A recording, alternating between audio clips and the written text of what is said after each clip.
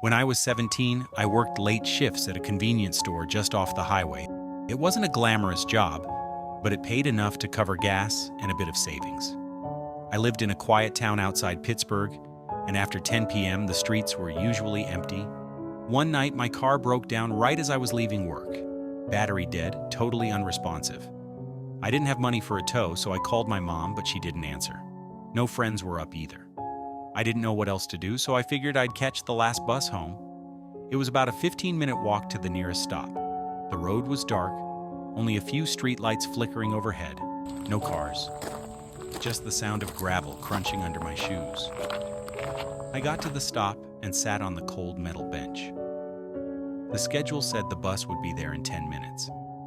And that's when I noticed him, standing under the streetlight across the road. A man. He wasn't moving, just standing there facing me, not doing anything. He wore a long coat, maybe a hoodie underneath, and a pair of old sneakers. I couldn't see his face clearly, just the shape of him, still and silent. I figured maybe he was waiting for the same bus, but something felt off. The way he stood, too still, too stiff, like he wasn't tired or shifting his weight, just frozen. I looked down at my phone. No signal, of course. When I looked back up, he was closer, still across the road, but closer to the edge of the curb, still staring. I felt a weird chill crawl down my back. I tried not to panic. Maybe he was just some guy. Maybe I was overreacting. I told myself not to look again. I stared at the ground, counted to 10, then 20. I looked up again. He was on my side of the street, still not moving.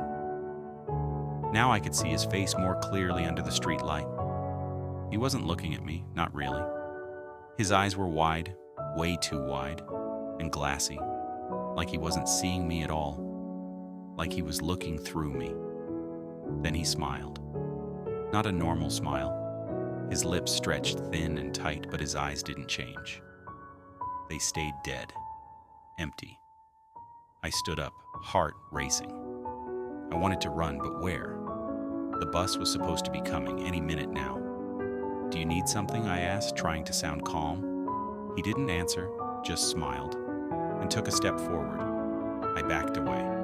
"I'll call the police," I shouted. It was a bluff. My phone still had no signal. He stopped. Then, very slowly, he raised his hand and pointed behind me. I turned around, panicked, but there was nothing. Just an empty street.